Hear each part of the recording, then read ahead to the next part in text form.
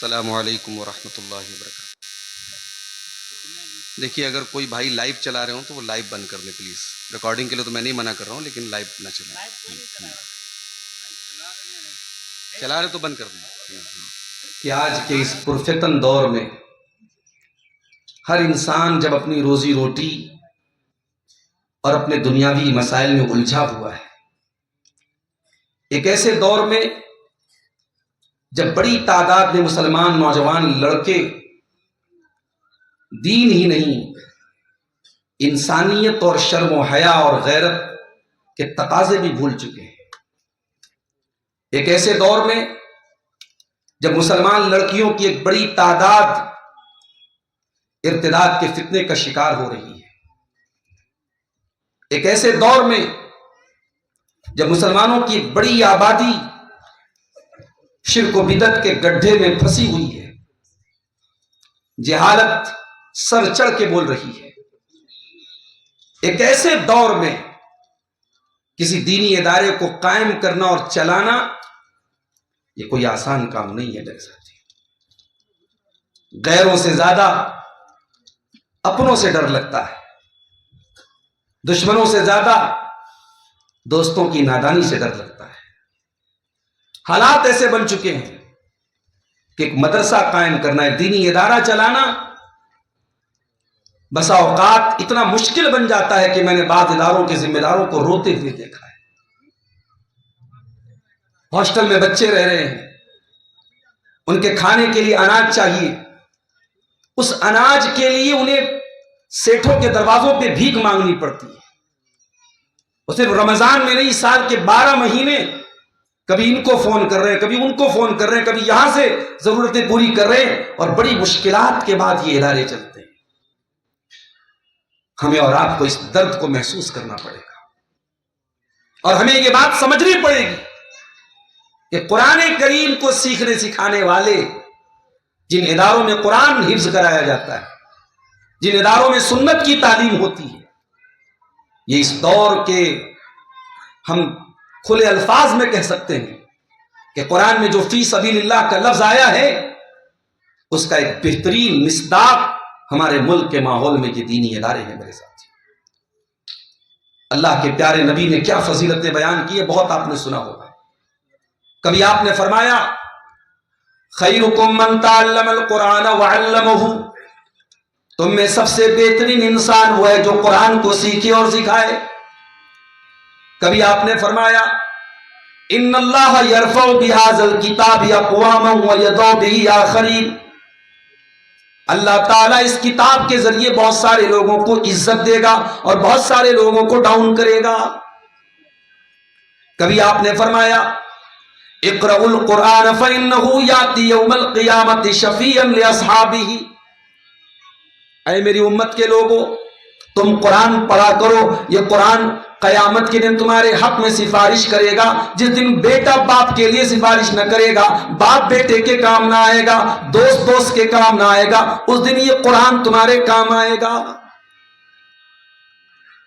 اس قرآن کے ساتھ آج ہمارا جو سلوک ہے میرے پیارے ساتھیوں، وہ بہت افسوسناک سلوک ہے۔ اس قرآن کو ہم پڑھتے ہی نہیں ہیں۔ دنیا کی تمام چیزوں کے لیے ہمارے پاس ٹائم ہے، قرآن کے لیے ہمارے پاس ٹائم نہیں۔ ہمارا کوئی اپنا خاص آدمی ہمیں میسج کرے اور ہم 2-4 دن نظر انداز کر رہے، دوستی ٹوٹ جائے گی، تعلقات خراب ہو جائیں گے کہ بھی میں نے میسج کیا، تو نے واٹس ایپ کھولا، تو نے انسٹاگرام کھولا، تو نے ٹیلی گرام کھولا، تو نے میرا میسج کیوں نہیں پڑھا؟ قرآن اللہ کا آخری میسج ہے، the last and final message, اور یہ مبارک کتاب جس مہینے میں اتری وہ مہینہ بھی مبارک۔ شہر رمضان الذی انزل فیہ القرآن ھدی للناس وبینات من الھدی والفرقان، یہ قرآن جس رات میں اترا وہ رات بھی بہت برکت والی۔ انا انزلناہ فی لیلۃ القدر وما ادراک ما لیلۃ القدر لیلۃ القدر خیر من الف شہر، یہ قرآن جو فرشتہ لے کر کے آیا وہ فرشتہ بھی تمام فرشتوں کا سردار، نزل بہ الروح الامین علی قلبک، اے نبی اس قرآن کو جبریل لے کر کے آئے، فرشتوں کے سردار لے کر کے آئے۔ یہ قرآن جس نبی پر اتارا گیا، اقبال بھائی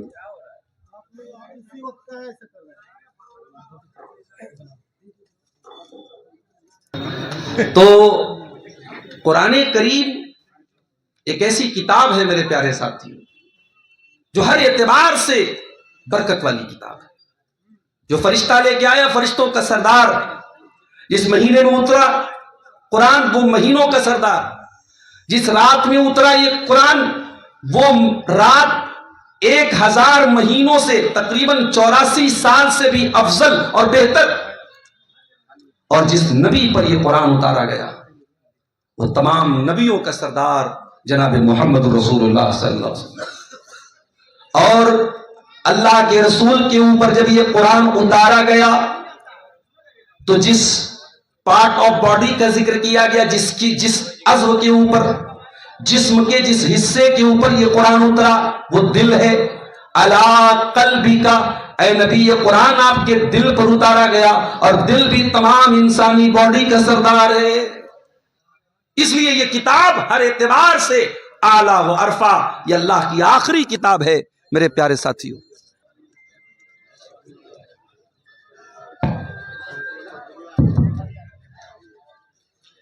محترم حضرات، تھوڑا سا ڈسٹربنس ہو رہا ہے لائٹ کی وجہ سے، اب شاید جنریٹر کے ذریعے پروگرام چلے گا تو یہ ڈسٹربنس انشاءاللہ نہیں ہوگا۔ قرآن کریم اللہ کا آخری میسج ہے میرے بھائی۔ یہ کتاب صرف بیماریوں میں پڑھ کے دم کرنے کی کتاب نہیں ہے۔ آج آپ تقریریں سنتے ہیں اور ماشاءاللہ پورے ملک میں تقریری اور وعظ اور بیانات سننے کا جو رجحان سیمانچل میں ہے شاید کہیں اور نہ ہو۔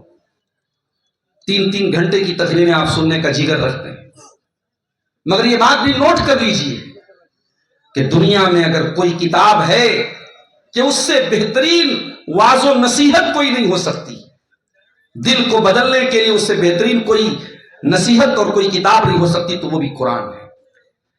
یا ایھا الناس قد جاءتکم موعظۃ من ربکم وشفاء لما فی الصدور، اے لوگوں یہ قرآن اللہ تعالیٰ کی طرف سے ایک بہت بڑی نصیحت اور موعظت بن کر کے آئی ہے۔ یہ قرآن تمہارے دل کی بیماریوں کی شفا بن کر کے آئی ہے۔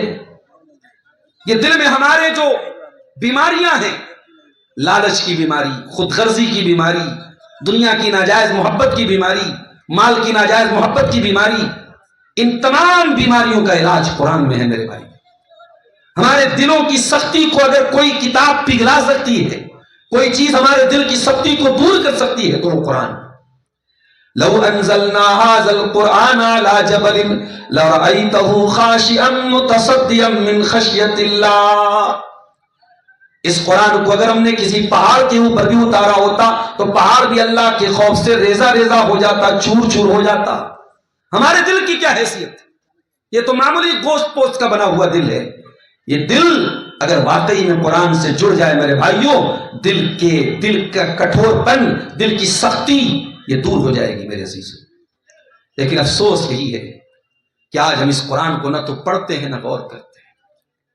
اس قرآن کے پڑھنے اور غور کرنے سے ہمارے دلوں پر تالے پڑے ہوئے، یہ تالے کھل جائیں گے انشاءاللہ۔ جیسے موبائل لاک ہوتا ہے، جب تک آپ پاسورڈ نہ ڈالیں، جب تک آپ پیٹرن نہ ڈالیں موبائل نہیں کھلتا۔ اس قرآن کو بھی اگر ہم دل سے لگا لیں، اس قرآن پر غور کرنا شروع کر دیں، ہمارے دلوں پر لگے ہوئے تالے آٹومیٹک کھل جائیں گے۔ افلا یتدبرون القرآن ام علی قلوب اقفالها، تم قرآن پر غور کیوں نہیں کرتے؟ کیا تمہارے دلوں پر تالے لگے ہوئے ہیں؟ قیامت کے دن اللہ کے پیارے نبی صلی اللہ علیہ وسلم اللہ کی بارگاہ میں یہی شکایت کریں گے۔ اللہ کے نبی کو شکایت اپنی امت سے ہے تو قرآن ہی کو لے کر کے ہے، اور رسول کہیں گے قیامت کے دن وقال الرسول یا رب ان قوم اتخذوا هذا القرآن مہجورا، قیامت کے دن اللہ کے رسول کہیں گے اے اللہ میری قوم نے قرآن کو چھوڑ دیا تھا۔ میرے بھائیوں، کم سے کم اپنے ایک بچے کو قرآن کا حافظ بناؤ، کم سے کم اپنے ایک بچے کو قرآن کا عالم بناؤ. یہ باپ کے لیے اس سے بڑھ کے سعادت کی بات کیا ہوگی کہ مسجد میں بڑے بڑے سیٹ موجود ہوں, بڑے بڑے تونگر اور غنی موجود ہوں, بڑے بڑے پیسے والے موجود ہوں, لیکن اگر آپ کا بیٹا قرآن کا حافظ اور قرآن کا عالم ہے تو نبی نے فرمایا یؤم القوم اقرؤہم لکتاب اللہ. کروڑ پتی نماز کے لیے آگے نہیں بڑھے گا, گاؤں کا پردھان نماز کے لیے آگے نہیں بڑھے گا, گاؤں کا مکھیا نماز کے لیے آگے نہیں بڑھے گا, سیٹھ جی نماز کے لیے آگے نہیں بڑھیں گے. مصلی امامت پر کھڑا ہوگا تو وہ کھڑا ہوگا جس کے دل میں سب سے زیادہ قرآن. اس قرآن کی عظمت کو پہچانو میرے ساتھی, اور یہ بات یاد رکھو, میں آپ کو دنیاوی علوم سے منع نہیں کرتا. آج شیخ آبادی برادری میں تعلیم کو لے کر کے جاگروکتا پیدا ہوئی ہے. آج کٹیہار کے میڈیکل کالج میں بڑی تعداد میں آپ کو آپ کی قوم کے بچے بھی میڈیکل کی تعلیم حاصل کرتے ہوئے ملیں گے. آج کوٹا میں نیٹ کی تیاری کرنے والے بہت سارے کٹیہار اور سیمانچل کے بچے بھی ملیں گے. تعلیم کے لیے آپ کی یہ فکر قابل مبارکباد ہے. مگر ایک بات یاد رکھیے میرے ساتھی, دنیا کی یہ تمام تعلیمیں, دنیا کی یہ تمام علوم, دنیا کی یہ تمام تعلیمات دنیا میں تو آپ کو کام آئیں گی, دنیا میں آپ کو ترقی دیں گی, لیکن مرنے کے بعد قبر میں اگر کوئی علم آپ کے کام آئے گا تو یہی قرآن کا علم کام آئے گا. اللہ کے نبی فرماتے ہیں مرنے کے بعد بندہ جب قبر میں جاتا ہے فرشتے اس سے 3 سوال کرتے ہیں, من ربو کا, من نبیوں کا, ما دینوں کا, تیرا رب کون, تیرے نبی کون, تیرا دین کیا. اور بندہ اگر مومن ہے اور ان 3 سوالوں کا صحیح جواب دیتا ہے, فرشتے پوچھتے وما یدری کا, تجھے ان 3 سوالوں کا جواب کیسے پتا چلا؟ تو بندہ کہتا ہے قرأت کتاب اللہ فآمنت بہ وصدقت بہ, میں نے قرآن کو پڑھا تھا, میں نے اللہ کی کتاب کو پڑھا تھا اور اس قرآن کے اوپر میں ایمان لایا, اس قرآن کی میں نے تصدیق کی. اور یہ بھی نوٹ کر لیجیے, آج کا دور اس اعتبار سے بھی بڑا فتنوں کا دور ہے کہ اسلام پر نئے نئے اعتراضات ہو رہے ہیں. بہت سارے ملحدین, بہت سارے ایتھیسٹ, بہت سارے اسلام کے اندر کمیاں نکالنے والے مارکیٹ میں گھوم رہے ہیں, سوشل میڈیا پہ گھوم رہے ہیں, اسلام پر اعتراض کر رہے ہیں, اللہ کے نبی پر اعتراض کر رہے ہیں. ان لوگوں کو منہ توڑ جواب دینے کے لیے بھی ہمیں قرآن کے علم کی ضرورت ہے.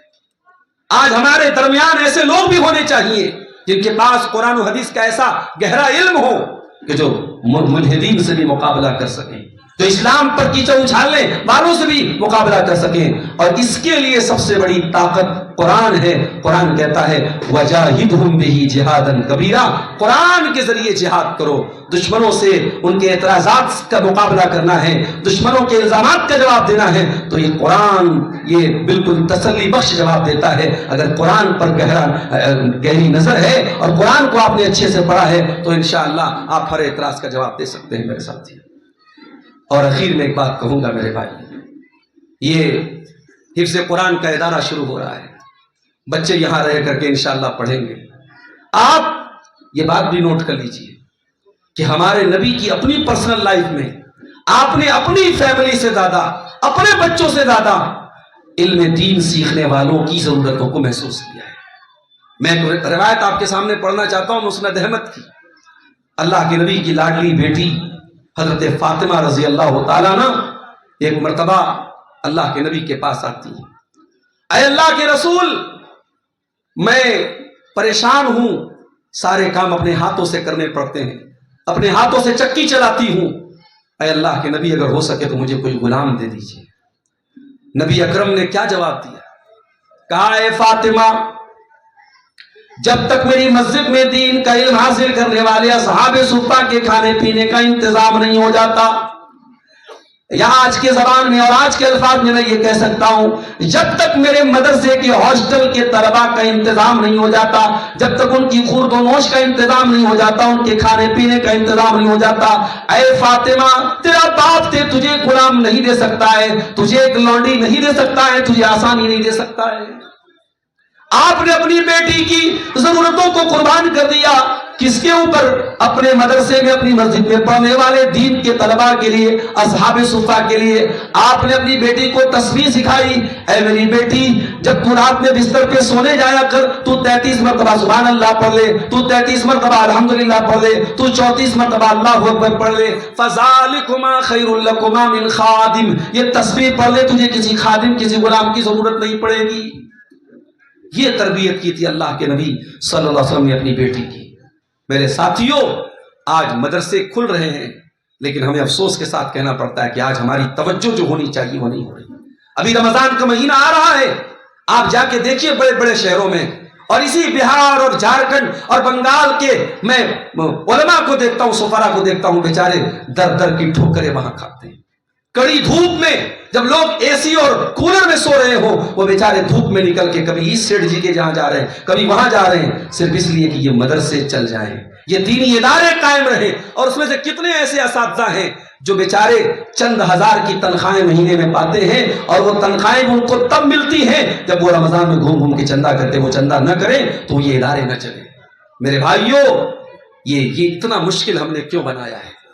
یہ زکوٰۃ اگر آپ اپنے مال کی دے رہے ہیں تو کوئی احسان تو نہیں کر رہے ہیں، یہ زکوٰۃ آپ کے مال پر فرض ہے. آپ نے ایسا سسٹم کیوں بنایا ہے کہ لوگ اس طریقے سے پریشان ہو کے لائن لگا کر کے آپ کے دروازے پہ زکوٰۃ لیں اور تب جا کر کے یہ ادارے چلیں؟ ہمیں اس سسٹم کو بھی چینج کرنے کی ضرورت ہے. ہمیں ان اداروں کا ہر ممکن تعاون کرنے کی ضرورت ہے اور اپنے بچوں کو علم دین کی طرف لے کے جانے کی ضرورت ہے. اور میں یہ بھی کہنا چاہوں گا کہ آج جب حافظ قرآن کی بات آتی ہے تو ہمارے ذہن میں کیا آتا ہے کہ حافظ بنے گا تو عالم بنے گا. ٹھیک ہے، حافظ بنے اور اس کے بعد عالم بنے، سونے پہ سہاگا ہے. لیکن میں نے بہت سارے بچوں کو جانتا ہوں جو حافظ بننے کے بعد دنیاوی علوم کی طرف گئے اور ایک اچھے ڈاکٹر بنے، ایک اچھے انجینئر بنے. انہوں نے IAS کی تیاری کی، انہوں نے IPS کی تیاری کی اور اپنے ماں باپ کو اور اپنی قوم کا نام روشن کیا. جب آپ کا بچہ قرآن کا حفظ کرے گا، اللہ اس کے دماغ کو کھول دے گا، اس کی روح پر اس کا اثر پڑے گا، اس کی پوری زندگی پر اس کا اثر پڑے گا. اور انشاءاللہ اگر وہ اپنی پڑھائی میں مخلص ہے، وہ جس لائن اور جس میدان میں جائے گا آپ کا بچہ ترقی کرے گا.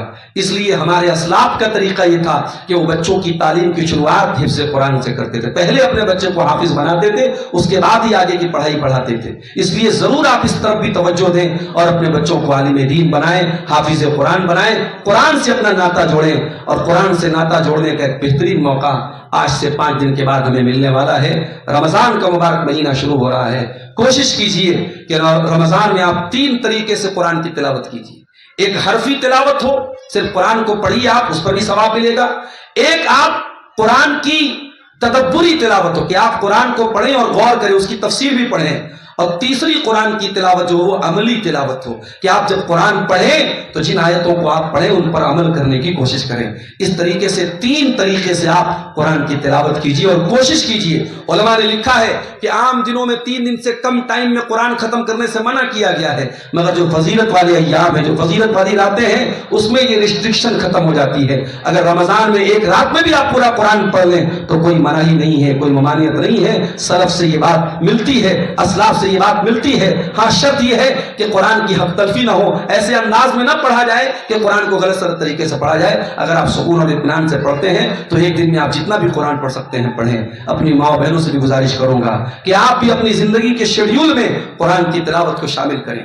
وہ زمانہ اب نظر نہیں آتا جب مائیں مصلی پر بیٹھ کے فجر کے بعد قرآن پڑھتی تھیں. اب موبائل اور انسٹاگرام اور سوشل میڈیا نے گھروں کا ماحول ایسا بدل دیا کہ کیا چھوٹے کیا بڑے، کیا مرد کیا عورت، سب کے ہاتھ میں موبائل ہے اور سب کے گھروں سے میوزک کی آوازیں آ رہی ہیں، گانے بجانے کی آوازیں آ رہی ہیں. یاد رکھو میرے پیارے ساتھیوں، اگر آپ کے گھر میں اللہ کا ذکر ہو رہا ہے، اگر آپ کے گھر میں قرآن کی تلاوت ہو رہی ہے تو آپ کا گھر چاہے گھاس پھوس کا چھوٹا سا بنا ہوا جھوپڑی ہو، چھوٹی سی بنی ہوئی جھوپڑی ہو، چھوٹا سا معمولی کچا گھر ہو، لیکن اگر آپ کے گھر میں قرآن پڑھا جا رہا ہے، اللہ کا ذکر ہو رہا ہے تو وہ گھر زندہ ہے.